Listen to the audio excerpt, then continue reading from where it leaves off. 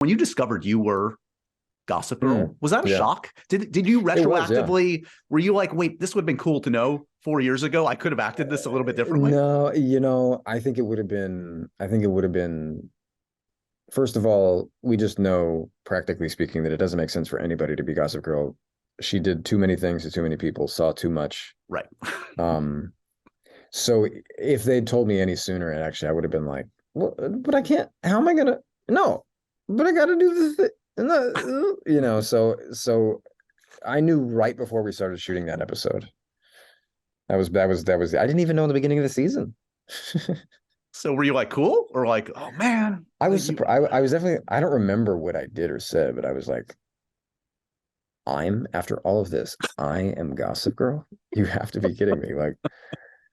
Like, okay, all right. And now I think it's not many people can say,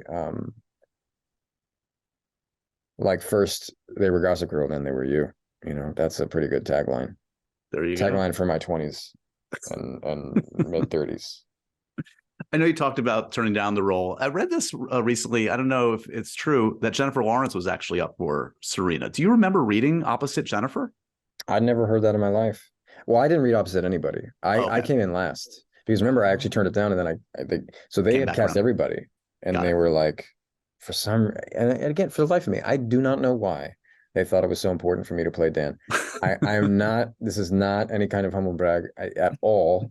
I do not think I contributed that much to the. No, this is not. Ken, this is come on. This is what are you this doing? Is this is so many, like what everybody else brought to their characters, I think was so distinct. I had no idea. Like, I was resisting it. I was just, to me, I was not the person to play that, to be on that show. And then, but they really felt strongly. And here's why I think I actually am onto something, because Dan was not the heart of that show. This is what I actually feel comfortable going on record saying. Okay. It's not like, oh, I did nothing, or I'm trying to diminish my role in it. Okay, no, fine. But actually, I think what the fans of that show came to love really was Chuck and Blair, and for good reason. Like, I think that show discovered it's not concerned about the nice guy moral center. The whole point was that it was amoral, not immoral, but amoral. It was like it was a strange, sticky fantasy, And the whole point is that everybody wanted to be Chuck and Blair, and nobody in the world can ever be Chuck and Blair because they were 16-year-olds and 60-year-olds bodies. They had the relationship of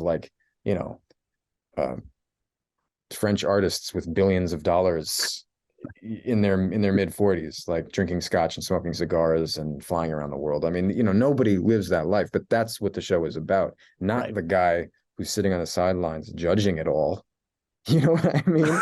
Like, that's actually true. That's an objective. I think it's both elements. To be fair, I think it's you need them both. You can't have only the frosting and the icing. You got to have the jaded observer. You know what I'll say about my contribution? This is where it's not nepotism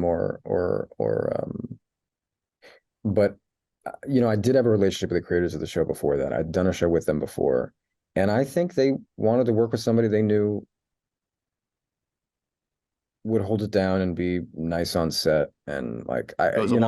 Yeah. I mean, that's probably it, because I know it's not like I ever did anything that distinct in my performance. And again, you don't always have the opportunity to, depending on what it is.